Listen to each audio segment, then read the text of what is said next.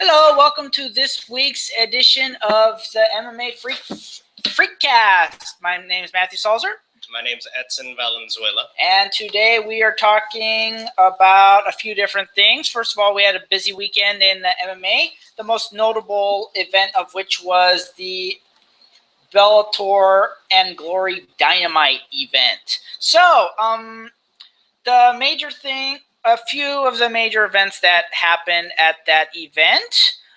First of all, it was the first co-promotion that Bellator has ever done with anybody. It was between Bellator and the kickboxing MMA organization Glory, which is the it's since K1's kind of gone down a little bit, it's become the premier kickboxing organization, and it's on Spike TV.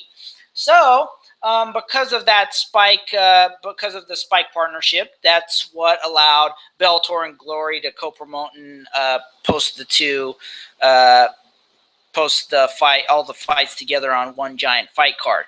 And it was hosted at none other than Scott Coker's, of course, former playground, the what's now called the SAP Center. It used to be known as HP Pavilion. Mm-hmm. So we were just discussing sort of Strike Force's community roots in San Jose. Yeah, just left a couple weeks ago. Yeah, that's specifically one of the reasons why they held this event. 15 fights is a lot of fights on a fight card nowadays, isn't it?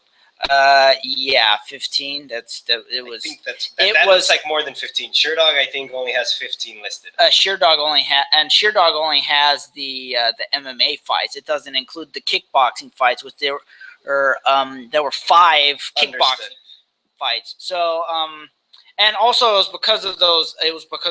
That, like I said, because of that co-promotion, that some of the fighters that are on the roster, on the Bellator roster, were able to appear on the Glory in kickboxing events, and of course vice versa with it's been vice versa with guys like Jerome Banner and people like that who've appeared in Bellator fights. It seems like Spike is almost its own promotion in and of itself, kind of like how back when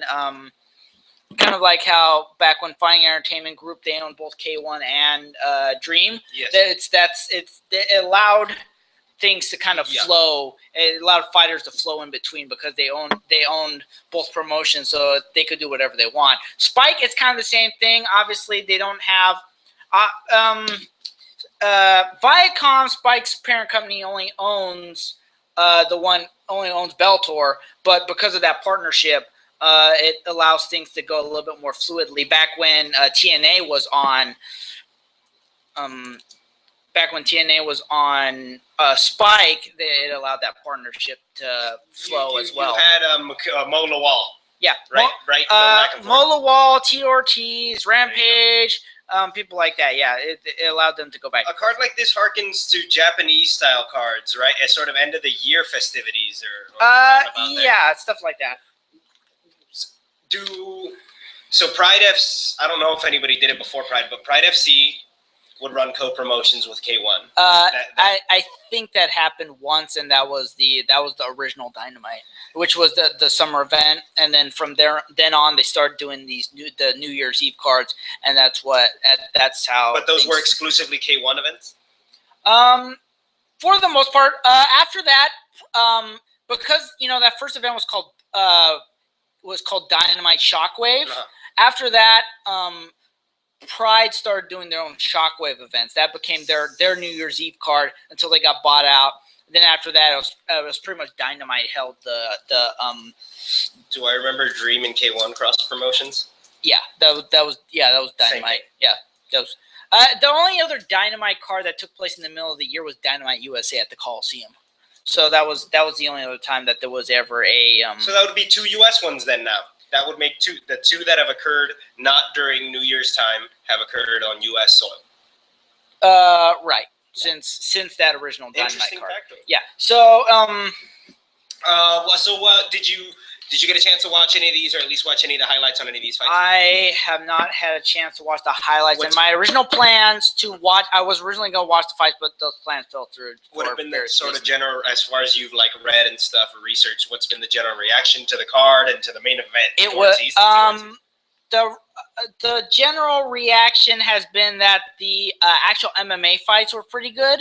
Unfortunately, the crowd got restless during the kickboxing fights. That's my understanding, because with U.S. audiences, kickboxing just hasn't caught on. There's a reason. It was almost like they skipped. Wouldn't you say it's there was a natural progression in Eastern countries where Asian countries. There you go. Where you maybe had boxing, and then maybe you had Muay Thai or kickboxing, and then this sort of then that flowed into mixed martial arts, which was mixed combat, right? Over here, there was never any real interest in kickboxing, though boxing sort of stayed popular, has always been popular. Yeah. It's with boxing, it's kind of gotten up and down just depending on the fighter. Yeah. Like Muhammad Ali, that was a peak then. It kind of went down in a lull in the 80s. And then, during the late 80s, early 90s, you had Mike Tyson. Serves as another reminder that U.S. fans, though they like mixed martial arts, maybe they don't like all of the smaller parts that make up the whole, that is to say kickboxing and grappling. They're not really huge fans of, you don't see a lot of freestyle or collegiate wrestling aficionados that go to UFC fights as much. Yeah, maybe that would be you, maybe, let's say. Yeah, maybe I'd say it's getting popular. I'd say more the fans of the individual fighters, the people who like knew them back when they were actually wrestlers. They'll gravitate. Yeah, they'll gravitate more towards those. Like Johnny Hendricks. I watched him back when he was a college wrestler. I knew who he was. That's one of the reasons why I still root for him. Daniel Cormier, to a degree, he was a lot less of a smack talker back then. Though they have to adjust their personality. He you could kind of see that attitude. And also the guy who's now known as King Mo back when he was doing college level and world-class wrestling, he was back then known as just Muhammad Lawal. Yeah. So, and Patrick Cummings, who was also there at one point. Sarah McMahon, I actually watched her in the very first Olympics where they had wrestling. Huh. And, obviously on TV, but, I watched her. I watched her basically get that silver medal. So you've been able to see from a fan's perspective how mixed martial arts still draws talent from collegiate or Olympic wrestling. Yeah. How somebody who wants to participate in that sport can find success and make a little bit of money in mixed martial arts. Yeah, and probably the most recent example I'd say is probably Henry Cejudo, who won. He won. And there's also people that I know that I personally knew who that Cejudo. I'll find it. Go ahead. Yeah. Keep talking. Yeah. So but I've also personally known people who have who started out in wrestling at some level and have gone up in the ranks, or are starting in MMA and starting to climb the ranks. Some people who I actually envision being very good MMA fighters. Mm-hmm. And since a lot of them are still prospects, we have yet to see them climbing up. One or two of which I'm in talks with of getting as guests for the podcast sometime. Right. But it's just people like that who, they started out at a lower level and they just, they started out in wrestling and they decided to move into mixed martial arts because there's honestly more money there. Yeah. You can maybe get some sponsorship money from wrestling, but in the long term, it's unless you're going to be coaching for a long time, like say Kill Sanderson. Yeah. He's the most paid coach in college wrestling at Penn State. But there's only one or two of those guys. If you're like the coach of a D1 school, then that's where you're gonna. That's where you're gonna get or actually my coach too. If you're a college coach, actually no. If you're a 4-year college coach with a program that's like fully funded and stuff like that, then you can make a living at doing that. But those those jobs compared to the number of wrestlers, that just is not. There's just not that much of a. The reason I bring up the comparison and also the various there's been various attempts in and out to create actual pro wrestling leagues. Real Pro Wrestling was the first. Aegon Wrestling, Flow Wrestling League, Global Wrestling Championship. All those tour association career wrestlers. Those things have kind of come and gone, but there were attempts to actually make an actual living at wrestling. Unfortunately, none. As far as I know, none of those are currently active right now. The most recent of which was probably the Flow Wrestling League, and I think they haven't done one in about a year. But I think what occurred at the Bellator fight card might be indicative of what has typically been in the U.S. the less educated fight fan, right? The general audience, the ones who pay tickets to go watch these fans, won't typically be people who are in admiration of wrestling in the way that you are, in the way that somebody who knows specifically what you just listed off. And that's sometimes reflected in they wouldn't only boo, say, a kickboxing match. They would also boo what they would consider a boring grappling match, even one that might, in fact, be technical. Yeah. So it's not like a bummer that still kind of happens, because it's not like the crowd at, say, like the NCAA wrestling championships, where these are all the die-hard wrestling fans who show up and they're cheering at every takedown, at every near fall, every every escape. They're not, that's who's a well-educated audience at this thing. General audiences are going to look at that as like, what's going on? So. And with the kickboxing, I'm sure there's a rhythm and pace to watching a sport like that they're simply not accustomed to. And so, it's just unfortunate that we're in 2015 and that audiences here still boo anybody. Yeah, really.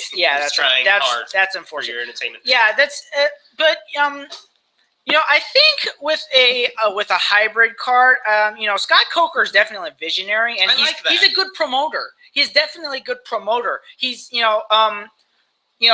saw how Bellator's made progress up until this point. With example, or the Ortiz Bonner fight broke records with the promotion.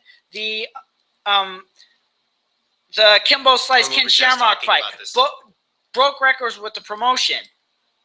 This was supposed to be another record breaker, but my understanding is at its peak it didn't. My understanding is at its peak it didn't even have a million views, which is kind of sad.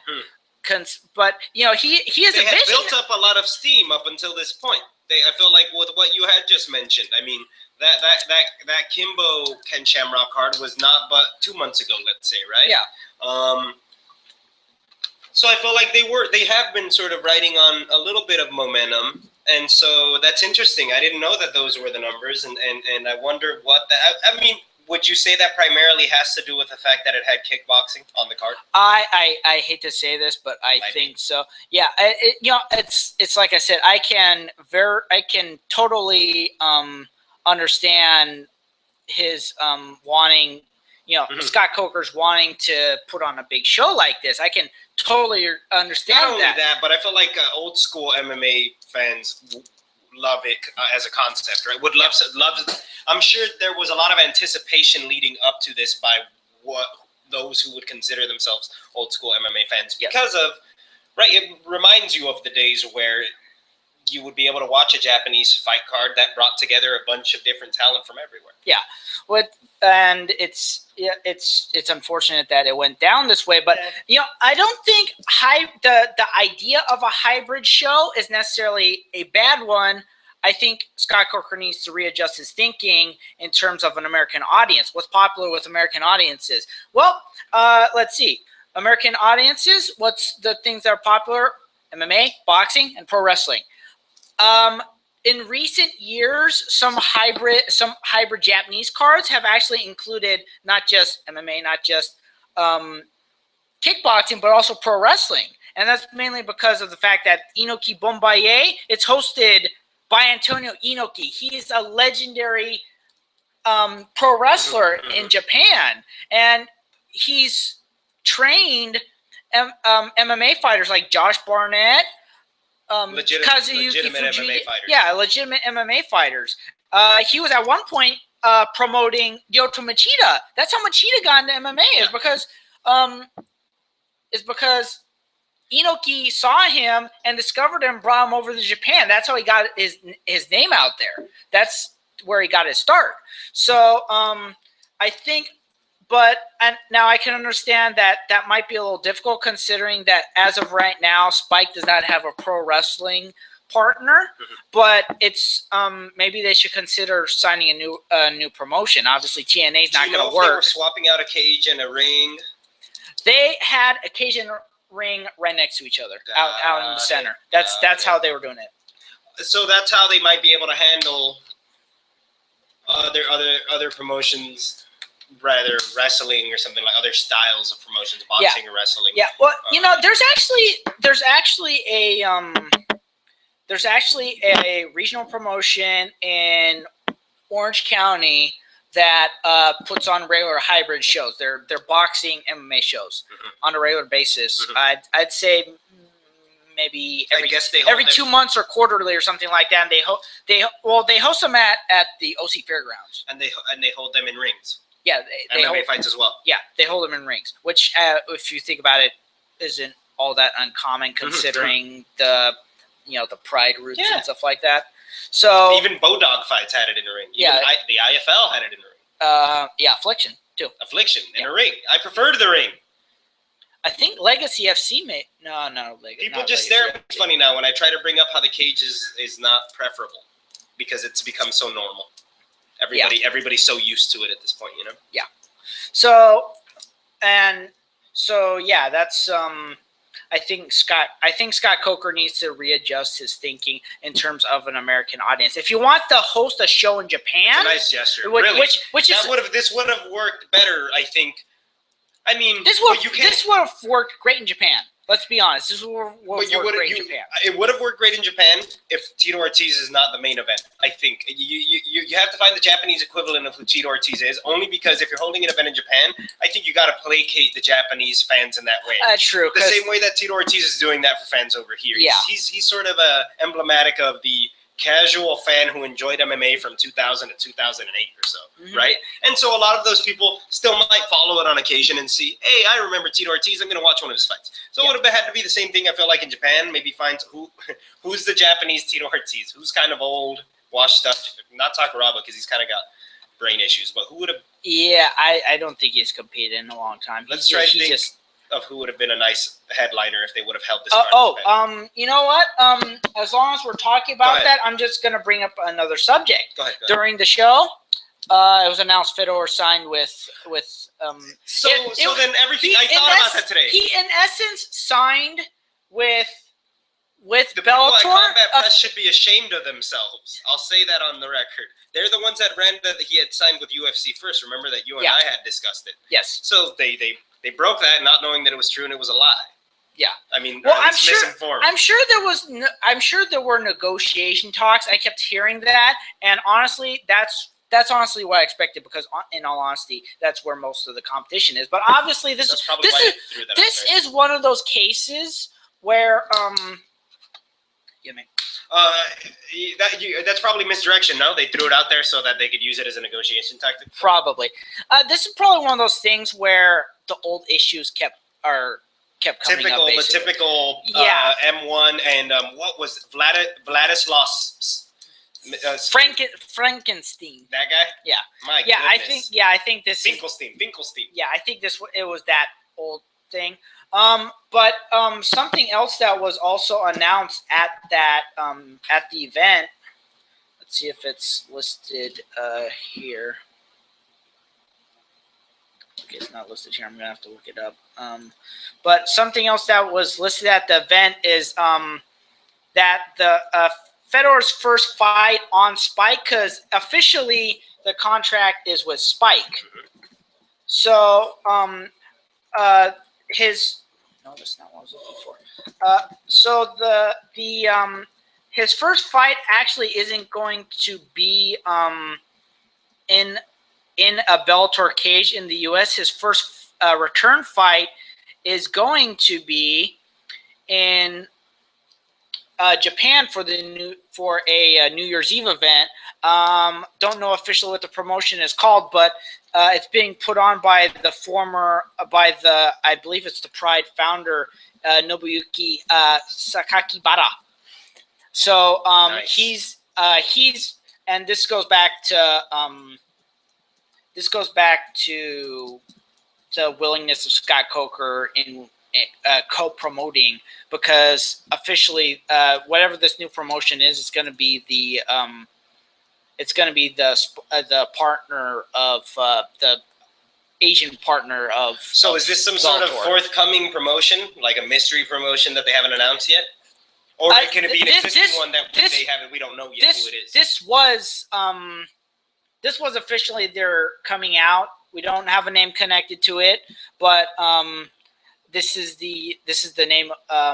But we know who's in charge, and we know where it's going to take place. We know where it's based. So, but other than that, we don't know who his partner's who his opponent's going to be. We don't know when he's going to be making his debut, U.S. debut. We just know that his first fight, obviously, it's going to be a tune-up. They're going to toss him some can. But, like, this is the sort of thing, and like you're mentioning that they're running into the same issues over and over again. This is the sort of thing that they would have, say, demanded from Dana White that Dana White would have never accepted. Do you get what I mean? Like, yeah. Let's say they would have told him, sure. I mean, it's the same exact thing, as a matter of fact, because what they constantly had issues with before was, we want to run this as a co-promotion. We want to continue to run this as a co-promotion. Yeah, we want to slap our M1 name somewhere near the UFC logo so that when we're broadcasting, people would be able to see that this is also an M1 co-promotion. Yeah. And there really is no room for that sort of negotiation. Especially now with the Reebok deal in place. Can you imagine the red tape the UFC would have to try and go through in order to get that done? It just cannot happen. Not to mention, the UFC has been marketing itself as the top promotion of MMA. They're supposed to take a step back and co-promote with M1. They don't want to do that. This was the case 2.5 or 3 years ago when Fedor had infinitely more leverage than he has now, and so it just seems silly that they would have. And I mean, maybe there was never any serious talks. Maybe they just mentioned something like that, like we said. No, those serious talks. They were with actually the UFC. Yes, there were serious talks. Lorenzo Fertitta and Dana, they like went to this island. I don't know where it was. It was in some kind of tropical area. They went there and they like talked with Fedor. They talked with Vladim Frankenstein. They were making a huge effort to try to get this done. They were willing to pay him like $1 million for just one fight. The big fight was supposed to be between him and Brock Lesnar, because at the time Brock Lesnar was the champion. They were like, we're going to try and get this done. We're going to pay him millions of dollars. We want to get this done. But the one problem was the co-promotion. They didn't want to budge on that. It's like, no. We'll let you. This is how far they went. They were saying, we will let you come in with all your M1 paraphernalia, all you want. You could come in all M1 shorts. You can, you could bring in M1 banners. You could do whatever you want. But this cannot be a co-promotion. You need to sign with the UFC. That was their only stigma. And they were just, like, we want a co-promotion. That's it. And Affliction was willing to do that. Strikeforce was willing to do that. Everyone has been. And now Bellator is willing to do that. But they did not. But whatever, the fight fans lose. I mean, even with Fedor's diminished reputation, he still would have been better off fighting in the UFC. Yeah, because there's several things you could do. You could the first fight. You could potentially do a rematch with Bigfoot. See if you do any better. You could do a rematch with Arlovsky again. You could say, Arlovsky's riding a wave of.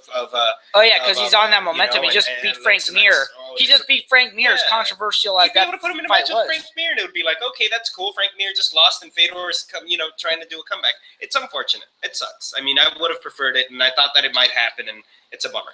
You know what I honestly see happening? If Fedor's as good as he was back when, he could rack up some wins and maybe renegotiate. Another strange thing, Scott Coker pulled the wool over everybody's eyes because Scott Coker was saying, "We're not interested." I have never seen Scott Coker. I have never seen Scott Coker do that before. You're right. He's usually very upfront and honest, and he just did that. Yeah. So it's kind of shock. The game's changing. Yeah, I think he's a little bit more willing. But one thing you have to also remember, like I say, he's a visionary. He's also not. He doesn't operate by emotions. We all know Dana White operates by emotions. He's a man with a code. Yeah, he's a man with a code. If you cross the line with him, then he's gonna go berserk on you. We know that for a fact. Scott Coker almost doesn't have that line. That line almost is almost non-existent. It's transparent. It's blurred. You almost don't see that line with him because he's not motivated by emotion. He's a cool cat. Yeah, he's a cool, calculated, logical guy. I have heard him say the occasional 4-letter profanity, but it's not like in one of these huge boop boop boop boop boop rants. Yeah. So it's also possible he may not have been the one dealing with the negotiations because, like I said, this contract was done through Spike. Mm-hmm. It's possible that Viacom higher-ups were doing this and not necessarily him. Mm-hmm. So this may have been something that maybe went on behind his back, but lawyers. It could have just been lawyers, arguing. One thing. Also, another thing to remember with Scott is that he's not 100% in charge at Bellator like he was with Strikeforce. With Strikeforce, there was a parent company. I forget. I'd like to say it was Silicon Valley and Entertainment, or Sports and Entertainment. They were the parent company before Zuffa bought the promotion out. But they gave Scott Coker free reign. Now, the trade-off, of course, was that he didn't have as much money to get things done as he wanted to. It was just one of those things where they've given him a great degree of control because he's a little bit more flexible, unlike Bjorn Remny. Which is why Bjorn Remny ultimately left. The Viacom wanted to go in one direction, and Bjorn wanted to go into the other. Which I think, in terms of Bjorn's, I think that may have been one of his biggest mistakes was actually selling the promotion to Viacom because that he lost power and then he lost all of his creative control, and then that's why he ended up leaving. Speaking of which, I don't know what's happened to him as of late. It's like the last we heard, he quit. So if today's episode has been indicative of anything, it's that Bellator remains an interesting and competitive organization. Yes. That's remaining, still doing interesting, weird things or whatever. They signed Fedor, and they still have lots of reasons to have eyes looking in their direction. Do you want to give us the quick rundown while we wrap it up, Matt? Well, in terms of there's a few different few other things that I want to point out. Because we have to get out of here soon. We're short on time again. At some point, we'll be able to get one of those long episodes where we could just talk and talk and talk.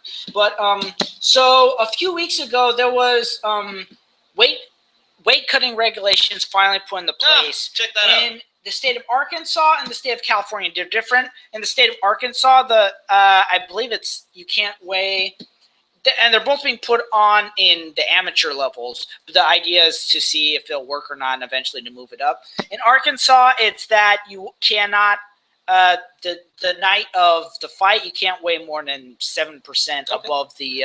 That's neat. We were just discussing that. Yeah, and then in California, they're gonna start basically doing what they do on with college wrestling. Okay, using that as sort of the template. Yeah. So they're basically gonna say, I think it's gonna be you can't they're gonna measure them. I think probably when they do the licensing, and then they're gonna say that based on your body weight and your weight percentage and stuff like that, and your body fat, This you cannot. is the pace. Yeah, you cannot go past this certain limit. I think at the college level, it's 5%. I suspect that they'd probably do the same thing. Do something similar. Nick Diaz. So Nick Diaz suspended for 5 years. There's a lot of controversy for that, and one thing that I don't think helped him was that every single question, aside from his name, he pled the Fifth Amendment. First of all, I can understand maybe some of the marijuana related questions. You wouldn't say that. Did you compete at UFC 183? The fifth. He's. I would say you're absolutely correct in that. At some point, he just seems insolent, and it's like, well, listen, we're trying to. You have to do this little bit of contributing, even if you feel like it's a song and dance. You have to participate in it at the very least, so that it looks like Nevada is trying to run a legitimate sort of whatever it is. Athletic Commission. Yeah, that the commission is trying to run itself seriously, right? Mm-hmm. And so maybe they stuck it to him a little bit extra because of what you mentioned, right? He's not even taking it serious. Honestly, I think he had 2 lawyers with him, and the lawyers actually said we are going to plead the Fifth Amendment on everything. But the person, I can't remember which, the gal asking the questions, said, for the record, we're going to keep asking these questions, regardless of what the question is. And she also said, this is a civil hearing. You're not going to be sentenced to prison time. Yep. So yeah, but people are saying, wait a minute, the maximum suspension is 2 years. Why is he getting 3? But something that was pointed out with me on a forum is that it said a minimum of 2 years. That means at minimum he's tested positive a 3rd time, then he's going out for 2 years. It didn't say that that was the maximum they could do it. It means that just at minimum. Yeah. So they decided to tack on a few more years there. Yeah. But and also people are talking about weed isn't a performance enhancing drug, but it's a banned substance. Yeah. It's a banned substance. It's banned. It's actually federally it's a banned substance. The DEA could technically go and bust in the dispensaries here in California, but I think it's not nobody's disagreeing with that fact. I think it's more so, and it's similar to the National Football League sort of the problems they're having lately with punishing their players when they transgress, and that some different violations of rules that are all clear violations of rules are being sort of handled on a case-by-case basis without any sort of reference as to how long